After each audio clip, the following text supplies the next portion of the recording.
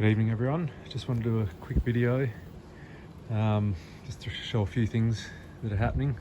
It's been a while, but I'll do a bigger video once I've cleaned the yard up a bit, because Perth summers get quite extreme and I'll just sort of let it grow into a bit of a jungle over summer before I clean it out. Just creates that microclimate because things get pretty well cooked if it's out in the open. But anyway, if you like rock melon, you don't have a lot of space. This here is the Minnesota midget melon. That's probably 2 or 3 vines I've planted there, I believe. Anyway, they don't grow huge, the melons. There's a few in here. Oh, there you go. There's 2 there. That one there's almost ripe. But there, that's about, oh, there you go, came off in my hand. That's about as big as I'll ever get. They sort of vary, probably a tennis ball to this softball sort of size. Smells good. Another one there. It's a little baby one forming there, but yeah. Nice handy little vine. You can grow them up a trellis as well. But yeah, definitely going to taste just like a normal rock melon. Just cut it into wedges like an orange and eat it. So yeah, very handy if you don't have a lot of space. Acerola, I pruned that right back because it got huge. It's now like a shrub, hedge, just thick growth. No flowers that I've seen, but I haven't had a great look. But I'm assuming next year it'll get back into flowering. But anyway, what I wanted to show you, so here's the jungle. Black sapote has done really well. It's really taken off and bushing out, which is good.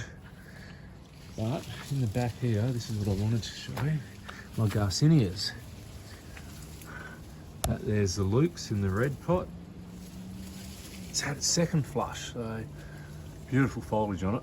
Look at that, lots of new growth coming out. These things are so hardy. If you don't have a lukes, I recommend you get one, especially if you're in more Mediterranean or hotter climates. They're very hardy and cold tolerant as well compared to some of the others. So that one there's in the pot doing really well. Next to it, I have a Tangosteen. That's the, I think it's an improved variety of the lemon drop or the intermedia.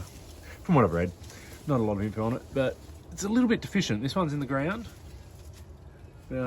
Actually the top leaves got a little bit burnt just today. I just watered it because it was 37 today, I think, or 38.